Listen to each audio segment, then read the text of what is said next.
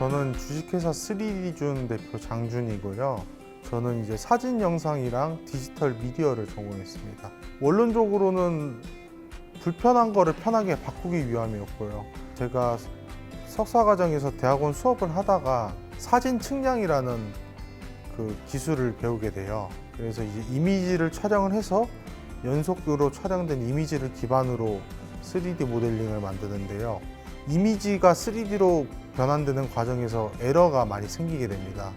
그래서 그거를 근본적으로 해결을 하고자 해서 기술을 개발하게 됐고, 그 시기가 2019년 여름쯤이었고요. 예, 그때부터 창업을 준비하게 됐습니다. 모델링 사업 같은 경우에는 이제 3D 모델링 프로그램이나 3D 모델링 프로세스에 있어서 소프트웨어적 발전을 하는 거고요. 그래서 저희가 물체의 형태나 아니면 물체의 크기에 따라서 알맞은 솔루션을 프로그램화 시켜서 제공을 하고 있습니다. 그리고 거기에는 이제 머신러닝이라든지 아니면 매트랩 연산 같은 여러 가지 기술들이 들어가고요. 그리고 3D 에디팅 사업 같은 경우에는 이제 3D 모델링을 저희가 직접 만들어서 아니면 촬영 업체와 함께 동업을 해서 납품하는 겁니다. 3D 모델링은 크게 두 가지를 저희가 솔루션을 제공을 하고 있는데요. 첫 번째는 일반 카메라에서 그 촬영된 이미지를 3D로 변환하는 가시광선 솔루션이 있고요. 두 번째로는 이제 적외선 카메라를 이용해서 3D 모델링을 만드는 적외선 솔루션이 있는데, 가시광선은 말 그대로 이제 눈에 보이는 물체를 표현하기 위해서 3D 모델링을 했을 때 사용이 되고요. 적외선 같은 경우에는 이제 물체의 파손 정도나 아니면 표면에서 보이지 않는 것들을 인식을 하기 위해서 적외선 솔루션을 사용합니다. 주로 이제 저희가 진행한 프로젝트로는 흔히들 다리 IC라고 하는 교량이 있거든요. 교각 쪽도 납품을 했었고, 그리고 적외선 솔루션 중에선 대표적인 게 화력 발전소 내부 보일러실 같은 경우가 있었고요. 그리고 대형 시설물 중에 얘가 또 콘크리트 스택이라 해가지고 굴뚝, 흔히 말하는 시멘트로 되어 있는 굴뚝 같은 경우에도 납품을 했었고요. 셀타워라 해서 저희가 핸드폰을 사용하다 보면 전파가 터진다고 하잖아요. 전파를 송신하는 송신탑도 3D 모델링으로 제작한 경험이 있습니다. 이렇게 대형 시설물들도 제작을 하는데요. 그와 다르게 엄청난 정밀도를 요구하는 유물 같은 경우에도 저희가 자동화 솔루션을 가지고 있고요. 그래서 문화재 관련 연구소나 아니면 기관에 해당 입찰을 시도한 적도 있었고요.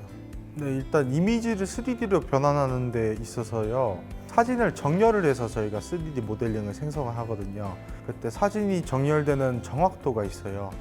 그 사진 정렬 정확도라는 거는 몇 장의 사진이 몇 프로의 사진이 쓰였냐고요. 저희가 소형 물체, 유물 같은 경우에는 100% 사진 정렬 정확도를 보장을 하고 있고요. 그리고 이제 3,000장에서 15,000장까지 그 이미지를 취득해야 되는 대형 시설 같은 경우에는 97%의 사진 정렬 정확도를 가지고 있어요. 그리고 사진 정렬 정확도만 높다고 이제 3D 모델링이 완전히 표현되는 건 아니고요. 저희가 가지고 있는 솔루션 중에서 반사하는 물체나 투과하는 물체, 거울이나 유리 같은 물체를 정상적으로 3D 모델링을 할 수 있는 국내 유일한 업체고요. 저희가 대형 시설물 같은 경우에는 큰 물체를 확인하기보다는 거기 있는 세부적인 정보들을 확인을 해야 되거든요. 그래서 3D 모델링을 생성하고 난 후에 판독률 향상을 위해서 이미지 질감 증식을 하는 솔루션도 가지고 있어요. 저희는 B2G, B2B 시장 크게 두 분류로 나뉘고요. 시설 관리가 필요한 국가 기관이라든지 아니면 똑같이 대형 시설을 가지고 있는 민간 기업, 특히 에너지 회사나 통신사가 주 고객입니다. 일단 사업장 소재지가 저희는 김포고요. 경기도 김포시죠. 그리고 경기창조혁신센터가 엄청 커요. 건물 규모도 그렇고 그 지원자들 수도 그렇고 규모가 커서 지원한 게 큰 것 같아요. 네, 일단 3D 제작 관련 기자재 지원도 많이 받았고요. 그리고 이제 컴퓨터 전산 기자재 지원도 많이 받았고요.